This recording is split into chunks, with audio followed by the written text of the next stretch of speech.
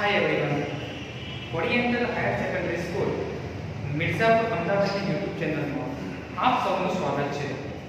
વિદ્યાર્થી મિત્રો, આજે આપણે ધોરણ 11 વિષય વાણિજ્ય વ્યવસ્થા અને સંચાલનમાં ચેપ્ટર નંબર 2 ધંધાકીય સેવાઓ એક વિષય અભ્યાસ કરીશું. આજનો આપણો નવો ટોપિક છે વખાર. મિત્રો અહીંયા સમજજો શું છે વખાર.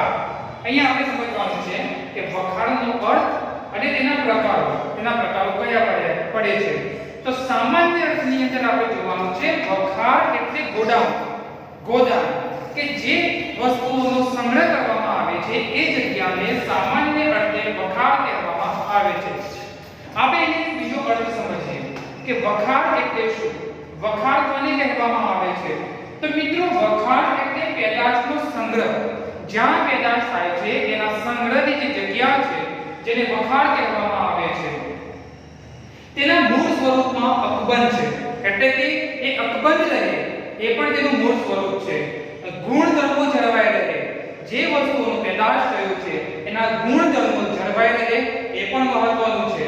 અને ઓછામાં ઓછા ફેરફારો થાય, આ સૌથી અગત્યનો હેતુ છે. કોનો? તો વખારનો, કે ઓછામાં ઓછા ફેરફારો થાય.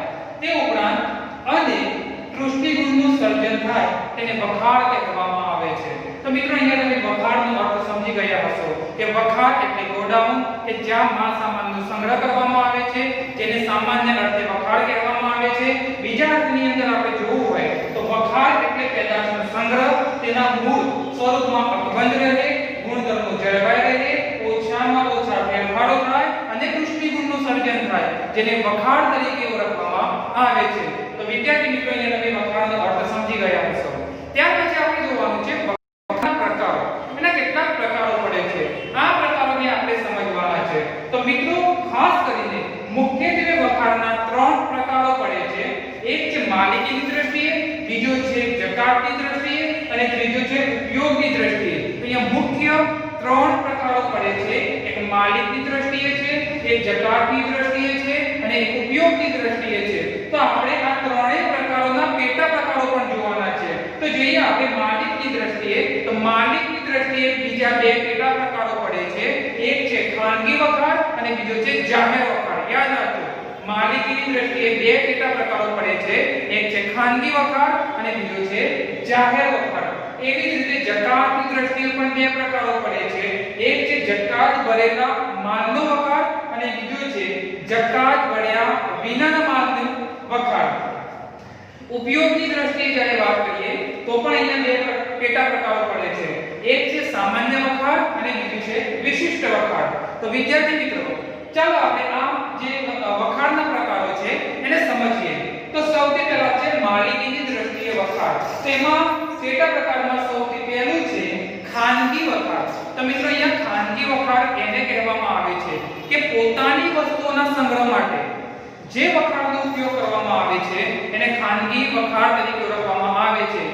બીજું કે ખાનગી વખારની અંદર એ પોતાના જ વસ્તુઓનો સંગ્રહ કરે છે. દાખલા તરીકે પુસ્તક બનાવતી જે પણ કંપનીઓ છે અથવા અન્ય જે બાબતો છે એ પોતાની જ વસ્તુઓનો ત્યાં સંગ્રહ કરશે, અન્ય લોકોનો સંગ્રહ કરતો નથી. તો અહીંયા ટૂંકમાં સમજવાનું છે કે પોતાની જ વસ્તુઓના સંગ્રહ માટે જે પ્રકારનો વખારનો ઉપયોગ થાય છે જેને ખાનગી વખાર તરીકે ઓળખવામાં આવે છે.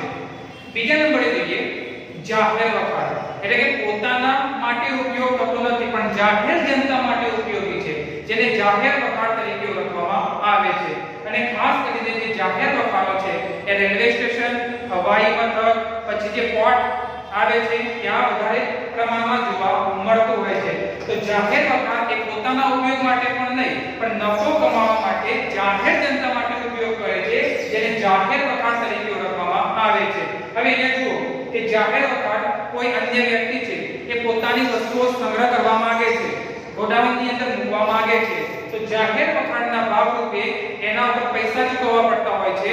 એનું જે ભાડું છે એ ભાડું ચૂકવવું પડતું હોય છે. કયા વખારની વાત કરે છે? જાહેર વખારની અંદર.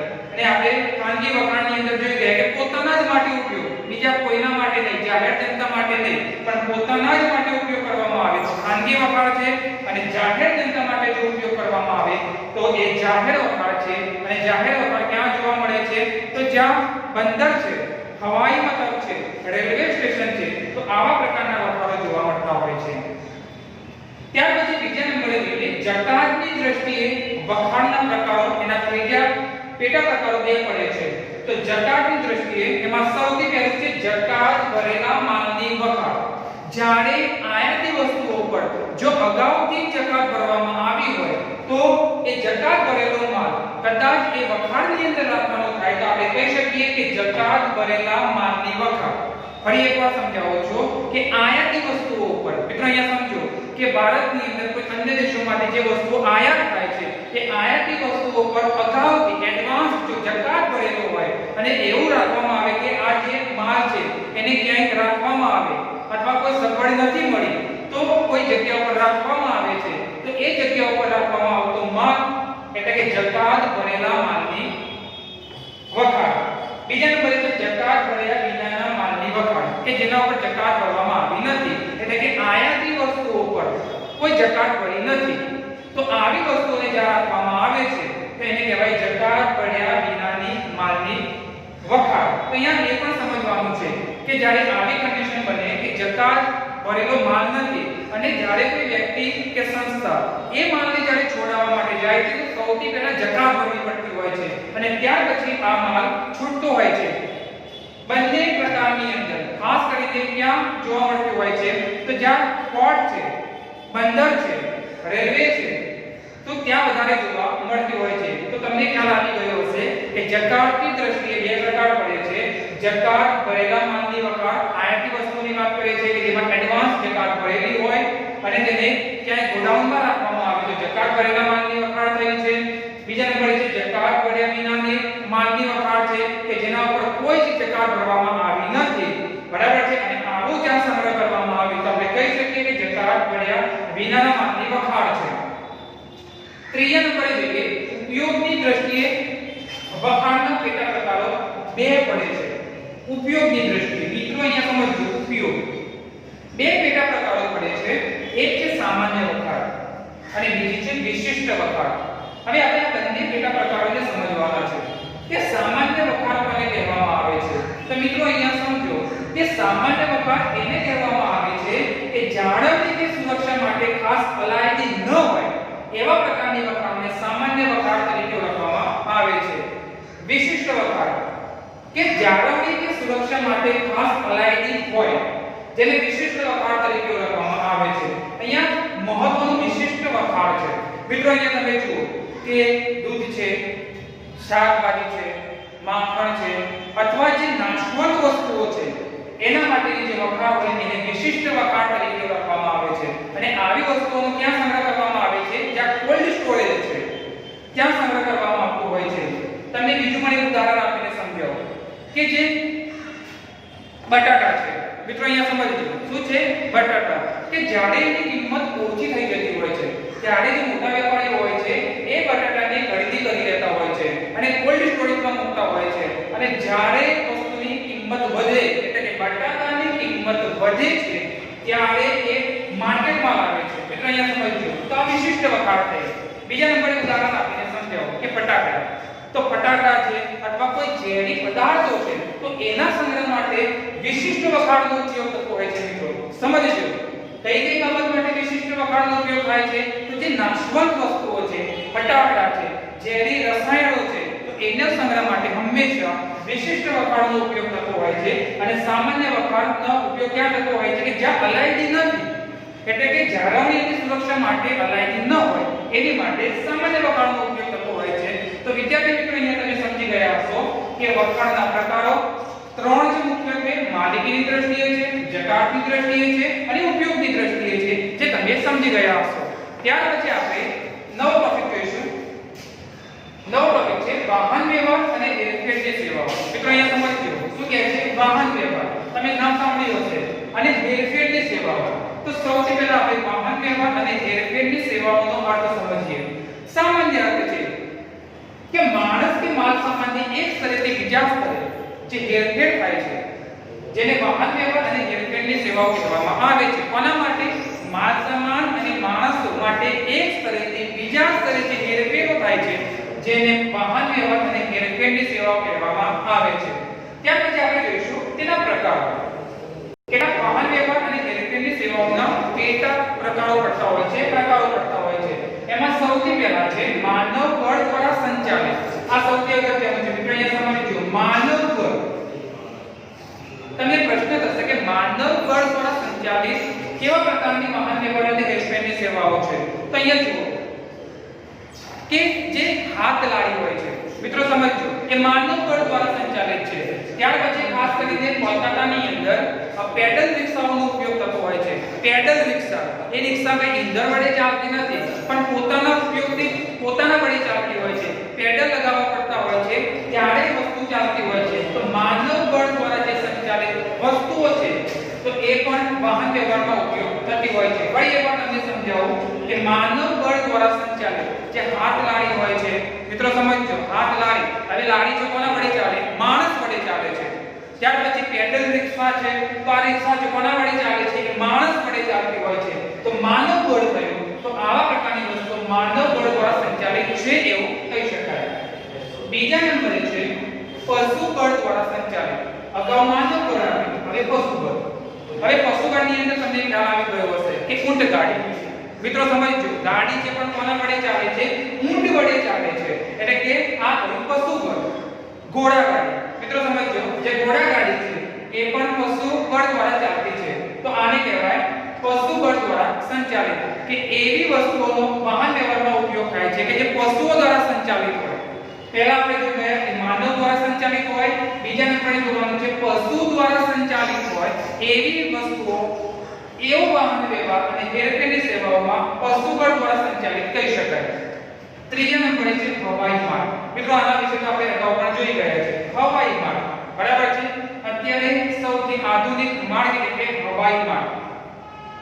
મિત્રો અહીંયા હું સમજાવું કે હવાઈ માર્ગ માણસો માટે અથવા માલ સામાન માટે એક સ્તરેથી જ્યારે બીજા સ્તરે એની હેરફેર કરવામાં આવે છે. તો હવાઈ માર્ગ એક એવો માર્ગ છે કે સૌથી વધારે પ્રચાર છે અને સૌથી વધારે ઝડપી છે. તો અહીંયા એ વસ્તુ તમારે યાદ રાખવાનું છે કે અહીંયા આપણને બે લાભ અપાવે છે. હવાઈ માર્ગ આપણને બે લાભ અપાવે છે. કયા લાભ છે? મિત્રો? એક કે કિંમતી વસ્તુઓ હોય તો એ કિંમતી વસ્તુઓને એક સ્તરેથી બીજા સ્તરે લઈ જવી છે તો હવાઈ માર્ગ એમાં કોઈ લૂંટફાટ કે ચોરી થતી નથી. અને બીજો ફાયદો એ છે કે હવાઈ માર્ગ છે એ એક સ્તરેથી બીજા સ્તરે ખસેડવા માટે જે સમય છે તે સૌથી ઓછો લે છે હવાઈ માર્ગ દ્વારા. પણ એની એક મર્યાદા છે, એની એક લિમિટેશન છે. કઈ છે? સૌથી વધુ ખર્ચાળ છે હવાઈ માર્ગ. ત્યાર પછી છે જમીન માર્ગ. જમીન માર્ગ એટલે કે જમીન ઉપર ચાલતા જે વાહનો છે એની વાત કરે છે.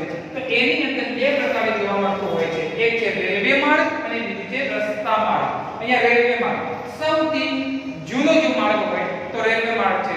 જ્યારે અગાઉના ટોપિકની અંદર પણ આપણે જોઈ ગયા કે જે અંગ્રેજો છે એ પોતાની વસ્તુઓની હેરફેર માટે અથવા પોતાના હેરફેર માટે 1853 ની અંદર રેલવેની શરૂઆત કરી. મિત્રો પરીક્ષાની અંદર પૂછાય તો જરા યાદ રાખજો રેલવેની શરૂઆત ક્યારે થઈ?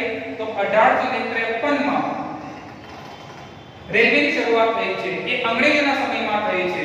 અને આ એક એવો માર્ગ છે કે સૌથી સસ્તા દરે માણસો અને વસ્તુઓની હેરફેર થાય છે. આજે તમે જુઓ કે ઘણી બધી સેવાઓ આપવામાં આવતી હોય છે. બસ સેવા છે અને અત્યારે તો એટલી ફેસિલિટી છે કે માણસને એક સ્તરેથી બીજા સ્તરે જ્યારે મુસાફરી કરવી હોય, હેરફેર કરવી હોય તો એસી ની પણ સુવિધાઓ અત્યારે પ્રાપ્ત થતી હોય છે. પરંતુ રેલવે માર્ગ એક એવો માર્ગ છે કે મિત્રો સૌથી વધારે યુઝેબલ હોય. એક સ્તરેથી બીજા સ્તરે માલ સામાન કે માણસની હેરફેર રેલવેમાં વધારે થતી હોય છે. કેમ? તમને પ્રશ્ન થશે. કારણ કે આનો જો દર છે, આના જો પૈસા છે તે સૌથી ઓછા છે અને સારામાં સારી ફેસિલિટી રેલવે દ્વારા આપવામાં આવતી હોય છે. રસ્તા માર્ગ વિશે આપણે જોઈએ કે એક સ્તરેથી બીજા સ્તરે જવા માટે, હેરફેર માટે મિત્રો ખાસ કરીને બસ છે, ટ્રક છે, રિક્ષા છે, બાઇક પણ આવી શકે છે. તો આ બધી બાબતો રસ્તા માર્ગની અંદર થતી હોય છે. અને આજે અમદાવાદ જેવા શહેરોની અંદર રસ્તા માર્ગની એક ઉપયોગિતાની દ્રષ્ટિએ આપણે જોઈએ કે જે અમદાવાદમાં દિલ્હીમાં કે કોલકાતા કે મુંબઈની અંદર જે પ્રદૂષણનું પ્રમાણ સૌથી વધુ વધતું જાય છે એમાં અમદાવાદનું પણ નામ છે. સૌથી વધારે દિલ્હીમાં છે, એનાથી થોડું ઓછું અમદાવાદમાં પણ છે, પણ ચોક્કસપણે કહી શકીએ કે અમદાવાદની અંદર પણ પ્રદૂષણ જે પોલ્યુશન છે એનું પણ પ્રમાણ વધવા આવ્યું છે. તો એના માટે જે અમદાવાદની અંદર કામ કરતી જે સંસ્થા એટલે કે એએમસી અમદાવાદ મ્યુનિસિપલ કોર્પોરેશન દ્વારા કઈ વસ્તુનું સંચાલન થાય છે? એએમટીએસ અને પીઆરટીએસ વસ્તુનું સંચાલન થાય છે. શા માટે? કે પોલ્યુશનમાં ઘટાડો કરવા માટે અને સારામાં સારી મુસાફરી કરવા માટે, એક સ્થળેથી બીજા સ્થળે અમદાવાદની અંદર ફરવા માટે. તો આપણે કહી શકીએ કે રસ્તા માર્ગ દ્વારા પણ આ રીતે ઉપયોગી થતો હોય છે. તો વિદ્યાર્થી મિત્રો તમે સમજી ગયા હશો કે જમીન માર્ગની અંદર ખાસ કરીને બે પ્રકારના માર્ગો જોવા મળતા હોય છે. એક છે રેલવે માર્ગ અને બીજો રસ્તા માર્ગ. રેલવે એ સૌથી સસ્તો અને સૌથી સારી ફેસિલિટી આપતો માર્ગ છે, રેલવે માર્ગ, અને સૌથી જૂની પણ છે. અને રસ્તા માર્ગની અંદર જેમ જેમ ટેકનોલોજી જેમ જેમ આધુનિક સમય આવતો જાય છે તેમ તેમ તેમાં ફેરફારો થતા જાય છે રસ્તા માર્ગની અંદર. ત્યાર પછી પાંચમા નંબરે જોઈશું જળ માર્ગ. મિત્રો તમને જળ માર્ગ, જળ એટલે પાણી. હવે પાણી દ્વારા માર્ગ. મિત્રો દરિયા કિનારાની અંદર આ સૌથી વધારે જળ માર્ગનો ઉપયોગ થતો હોય છે. અહીંયા જળ માર્ગ એટલે કે દરિયાઈ માર્ગ જેમાં પાણી બરાબર છે એક સ્થળેથી બીજા સ્થળે માલ સામાનને એક સ્થળેથી બીજા સ્થળે ખસેડવા માટે જળ માર્ગ પણ સૌથી અગત્યનો માર્ગ છે. આજે આપણે જોઈએ છીએ કે સૌથી વધારે અને હેવી વસ્તુઓ છે જ્યારે એક સ્થળેથી બીજા સ્થળે ખસેડવામાં આવે તો મિત્રો અહીંયા દરિયાઈ માર્ગ દ્વારા એને ખસેડવામાં આવતી હોય છે, એની હેરફેર થતી હોય છે. એટલું જ નહીં પણ જળ માર્ગ દ્વારા માણસોની પણ હેરફેર થાય છે. અત્યારે કદાચ માણસોની હેરફેર ઓછી જોવા મળતી હશે પણ પહેલાના સમયની અંદર સૌથી વધારે જોવા મળતી હતી. તો જળ માર્ગ, મિત્રો જળ માર્ગ એ દરિયા કિનારે જે જહાજો હોય છે એક સ્થળેથી બીજા સ્થળે જતા હોય છે. તે ઉપરાંત અહીંયા નદીની પણ વાત કરી શકીએ કે જે નદી છે એ નદીના માધ્યમ દ્વારા એક સ્થળેથી બીજા સ્થળે પણ ખસી શકાય છે. નદી બરાબર છે, દરિયા કિનારો પણ આવી શકે છે, નદી પણ આવી શકે છે. તો જળ માર્ગ એ પણ સૌથી અગત્યનો માર્ગ છે. છઠ્ઠા નંબરે છે પાઇપલાઇન દ્વારા વહન. તમને પ્રશ્ન થશે કે હવે પાઇપલાઇન દ્વારા માણસોનું વહન થાય છે, પરંતુ નહીં. અહીંયા પાઇપલાઇન દ્વારા જે વહન થાય છે એ લિક્વિડ વસ્તુઓની વાત કરે છે. મિત્રો પ્રવાહી વસ્તુઓની વાત કરે છે. આજે તમે જુઓ કે ગુજરાતની અંદર જે અંકલેશ્વર છે ત્યાં રિફાઇનરીની કંપનીઓ આવેલી છે. જ્યારે જે પ્રવાહી વસ્તુઓનું રિફાઇન્ડ થાય છે મિત્રો ઇંધણ બરાબર છે ફૂલની વાત કરો છો એ જ્યારે રિફાઇન્ડ થાય છે ત્યારે એક સ્થળેથી બીજા સ્થળે એને ખસેડવા માટે મિત્રો પાઇપલાઇનનો ઉપયોગ થતો હોય છે. તો આ પાઇપલાઇન દ્વારા વહન થયું કહેવાય. અહીંયા સમજજો પાણી આપણે અહીંયા જે કોર્પોરેશનનું પાણી વાપરતા હોઈએ છીએ તો મિત્રો પાણી આપણા ઘરે આવે છે તો ક્યાંથી આવે છે? એ પાઇપલાઇન દ્વારા આવતું હોય છે. તો આપણે કહી શકીએ કે પાઇપલાઇન દ્વારા વહન. અહીંયા ફક્ત તમારે એટલું જ સમજવાનું છે કે પાઇપલાઇન દ્વારા વહન કઈ બાબતનું થાય છે. તો પાણીનું વહન થતું હોય છે, ત્યાર પછી જે ખનિજો છે, જે પ્રવાહી વસ્તુઓ છે મિત્રો એનું પણ વહન થતું હોય છે. અને એટલા સુધી કે આજે જે સીએનજી કોમ્પ્રેશન નેચરલ ગેસ છે મિત્રો એનું પણ વહન પાઇપલાઇન દ્વારા થતું હોય છે. અને સાથે સાથે એલપીજી નું પણ થતું હશે. લિક્વિફાઈડ પેટ્રોલિયમ ગેસ છે, લિક્વિફાઈડ પેટ્રોલિયમ ગેસ એલપીજી ની જે વાત કરે છે, સીએનજી ની વાત કરે છે મિત્રો એનું પણ પાઇપલાઇન દ્વારા વહન થતું હોય છે. પરીક્ષાની અંદર ફક્ત પૂછાતું હોય છે કે પાઇપલાઇન દ્વારા વહન થતા કેટલા ઉદાહરણો આપો. તો પાણીનું પણ વહન થતું હોય છે, એલપીજી ગેસ છે, સીએનજી ગેસ છે અથવા અન્ય જે ખનિજો છે એ ખનિજોનું વહન થતું હોય છે. પરંતુ અહીંયા એ પણ જોવાનું છે કે મિત્રો આ જે પાઇપલાઇન દ્વારા જે લિક્વિડ બાબતો છે એનું જે વહન થાય છે મિત્રો સમજો એ ઘણા લાંબા કિલોમીટર સુધી પણ હોય છે. એટલા સુધી કે 100 200 500 કિલોમીટર સુધી પણ વહન થતું હોય છે. આ સૌથી અગત્યની વસ્તુ છે. એ એક સ્થળેથી બીજા સ્થળે જ્યારે વસ્તુને મોકલવામાં આવે તો કેટલીક અડચણ ન નડે એ માટે સૌથી અગત્યની જો વસ્તુ હોય બાબત હોય તો પાઇપલાઇન દ્વારા વહન છે. અને આજે સૌથી વધારે પણ જોવા મળતું હોય છે. તો મિત્રો અહીંયા તમે સમજી ગયા હશો કે વાહન સેવા અને હેરફેરની સેવાઓની અંદર એનો અર્થ છે એના પ્રકારો છે. તો પ્રકારો અહીંયા કુલ 6 પ્રકારો પડ્યા છે. અને સૌથી અગત્યની પ્રશ્ન છે, અગત્યનો બાબત છે અને સૌથી સહેલો પ્રશ્ન છે. પરીક્ષાની અંદર લખી શકાય, સમજી શકાય અને સારા ગુણ પ્રાપ્ત કરી શકાય એવા પ્રકારનો આ પ્રશ્ન છે. અહીંયા તમે ફરી એકવાર સમજાવું છું કે માનવ બળ દ્વારા કે એવું સંચાલન કે જે માનવ બળ દ્વારા થતું હોય, પશુઓ દ્વારા થતું હોય, હવાઈ મિત્રો સમજો અત્યારે આધુનિક સમયની અંદર હવાઈ સૌથી અગત્યનું છે. જમીન માર્ગ એમાં બે જોવા મળે છે, રેલવે માર્ગ છે અને રસ્તા માર્ગ છે, અને જળ માર્ગ એટલે કે દરિયાઈ નદી દ્વારા થતું વહન, અને છેલ્લું છે પાઇપલાઇન દ્વારા થતું વહન. વિદ્યાર્થી મિત્રો, અહીંયા તમે બંને ટોપિક વિશે સમજી ગયા હશો કે વખાણનો અર્થ અને તેના પ્રકારો, અને ત્યાર પછી વાહન વ્યવહાર અને વૈજ્ઞાનિક સેવાઓ અને તેના પ્રકારો આ તમે સમજી ગયા હશો. તો અહીંયા જે બોર્ડ વર્ક કરવામાં આવ્યું છે એ તમારે બીએના ચોપડાની અંદર લખવાનું છે, સમજવાનું છે અને પરીક્ષાની તૈયારી કરવાની છે. વિદ્યાર્થી મિત્રો, જો તમને અમારો વિડિયો પસંદ આવ્યો હોય તો લાઈક કરો, શેર કરો અને સબસ્ક્રાઇબ કરો, જેથી આવનારા નવા વિડિયો તમે જોઈ શકો. Thank you.